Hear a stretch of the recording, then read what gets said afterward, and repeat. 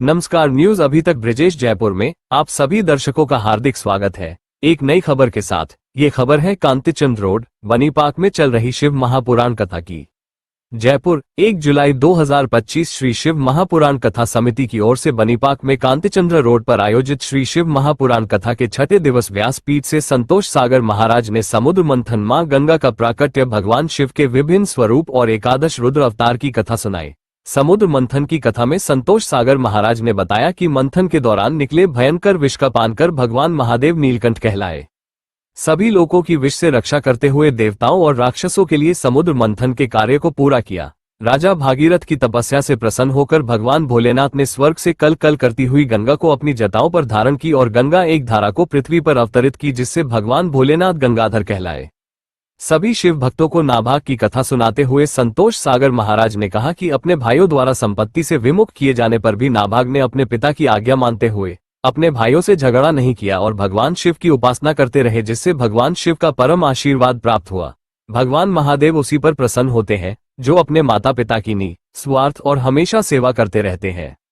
एकादश रुद्र अवतार में एक रूप हनुमान जन्म की कथा सुनाते हुए संतोष सागर ने बताया कि श्री राम भक्त हनुमान दो कार्य करते हैं। पहला राम कथा सुनते हैं और दूसरा भक्तों की व्यथा समाप्त कर देते हैं। भक्त हनुमान रुद्र अवतार है। हनुमान की माता अंजनी की तपस्या से प्रसन्न होकर भगवान शिव के आशीर्वाद से भक्त हनुमान का जन्म हुआ। आज की कथा में अतिथि विधायक गोपाल शर्मा, आरएसएस के रमेश अग्रवाल, हेरिटेज जयपुर नगर निगम मेयर कुसुम यादव, अजय यादव, सोमकांत शर्मा, हरि जांगिर, रवि गोयल, अनिल सोनी, मुकेश सैनी, हवा सिंह, अजय विजयवर्गीय, पवन शर्मा सहित समिति के पदाधिकारी, कार्यकर्ता और भारी संख्या में शिव भक्त उपस्थित रहे। भगवान भोलेनाथ की कृपा और आशीर्वाद हम सभी भक्तों पर बना रहे। इसी शुभ संदेश के साथ न्यूज अभी तक ब्रिजेश जयपुर से पत्रकार ब्रिजेश कुमार नावरिया की शिव महापुराण कथा की शानदार रिपोर्टिंग। न्यूज को लाइक कमेंट कर चैनल को सब्सक्राइब करना ना भूले। धन्यवाद। फिर मिलेंगे एक नई खबर के साथ। नारद जी कहाँ से आए हो? नारद जी ने कहा, हनुमान जी भक्त की दौड़ तो भगवान तक है, भगवान के पास जाके आया हूं। अच्छा नारद जी, आप भक्त हो? नारद जी ने कहा, हम भक्त हैं। भक्त होंगे तो फिर भगवान की डायरी में आपका नाम तो जरूर होगा। नारद जी ने कहा, कौन सी डायरी? अरे भक्त हो, आपको पता नहीं भगवान अपने पास में एक डायरी मेंटेन करते हैं और अपने प्रिय भक्तों का उसमें नाम लिखते हैं। आपने देखी नहीं कभी? देखो नारद जी, उस डायरी में आपका नाम है कि नहीं है? अब तो नारद जी गए वैकुंठ, भगवान से कहा, प्रभु आपकी वो डायरी देखते हैं। भगवान ने कहा, कौन सी डायरी? बैंक वाली, दूध वाली, सिलेंडर वाली, कौन सी डायरी? घर में कई डायरियां होती हैं। बोले नहीं नहीं, वो डायरी जिसमें आप भक्तों का नाम लिखते हो। भगवान ने एक बड़ी सी डायरी निकाल कर कह दी। नारद जी ने उस डायरी में देखा करोड़ों करोड़ों करोड़ों भक्तों का नाम, उसमें आप सबका भी नाम था। बोलो राधे राधे। हाँ, आप सबका भी नाम था। सबसे ऊपर ऊपर लिखा श्री श्री 1008 देव ऋषि नारद। अब तो नारद जी जो उछलने लगे, भाव विभोर हो गए। भगवान के भक्तों की लिस्ट में अपना नंबर सबसे पहले आए हनुमान जी के पास। बोले प्रभु, हमारा नाम सबसे पहले अंकित है। हनुमान जी ने कहा, तो प्रभु बोले भक्त वत्सल भगवान की।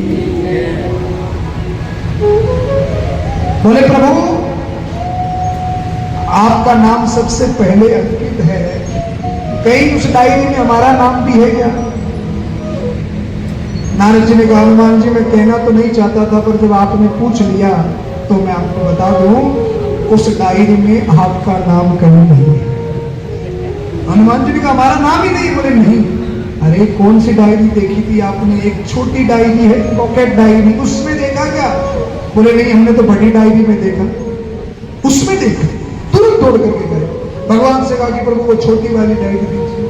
भगवान ने छोटी डायरी दी, उसमें दो ही भक्तों का नाम था, एक हनुमान और एक भरत। प्रभु ये दो डायरी क्यों? नारायण ने कहा, हनुमान नारद, इस डायरी में उन भक्तों का नाम है जो रात दिन मुझे याद करते हैं, और उस छोटी वाली डायरी में उन भक्तों का नाम है जिनको मैं याद करता हूं। इस इस छोटी डायरी में किसका नाम है? जिनको मैं याद करता हूं। हम भगवान को याद करें ये तो ठीक है, पर भक्ति की वो पराकाष्ठा हो जाए कि भगवान हमको याद करने लग जाए।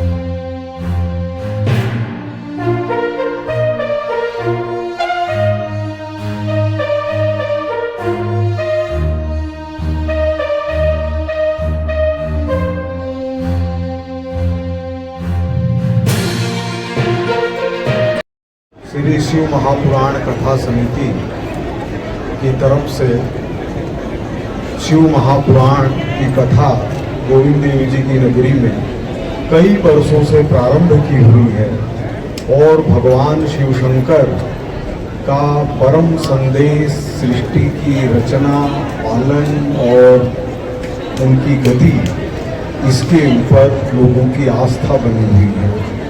आदरणीय स्वामी जी महाराज से कथा सुनकर इतनी प्रसन्नता प्राप्त होती है, हम अलौकिक क्षेत्र में प्रवेश कर जाते हैं। आज इन्होंने जो कथा सुनाई बहुत ही अच्छी लगी। उनके चरणों में बारंबार बारंबार बारंबार प्रणाम। और यह पहला अवसर है जबकि 1 वर्ष के लिए महायज्ञ हो रहा है और संजोग की बात है कि 9 महीने पूरे हो रहे हैं। आज 271वां दिन था। भगवान का आशीर्वाद है, कृपा है कि कथा सुनने का अवसर मिला और मैं बहुत अपने को भाग्यशाली समझता हूँ। सर, ये आयोजन शिव महापुराण कथा समिति करा रही है, इनको क्या कहना चाहेंगे आप? ये सभी सात्विक लोग हैं, धार्मिक लोग हैं और जब से इन्होंने शिव महापुराण की कथा शुरू की है उसके पहले भी विभिन्न धार्मिक आयोजनों से जुड़े रहे हैं और शिव महापुराण कथा शुरू करने के बाद में लोगों की आस्था में और वृद्धि हुई है। बहुत खुशी होती है। इन्होंने पहले अनेक हजारों की संख्या में शिवलिंगों की, मृतिका के शिवलिंगों की स्थापना करके पूजन का कार्य किया। अनेक बार शोभा यात्राएं निकलती है। पीयूष जी महाराज ने पहली बार कथा की थी, तो यह अनवरत सिलसिला चल रहा है और इस समय हम सब लोग अपने को भाग्यशाली समझते हैं। सर, कार्यक्रम में पधारे इसके लिए आपको बहुत बहुत धन्यवाद। न्यूज़ अभी तक ब्रजेश जयपुर से, मैं पत्रकार ब्रजेश कुमार नावरिया। धन्यवाद ब्रजेश जी।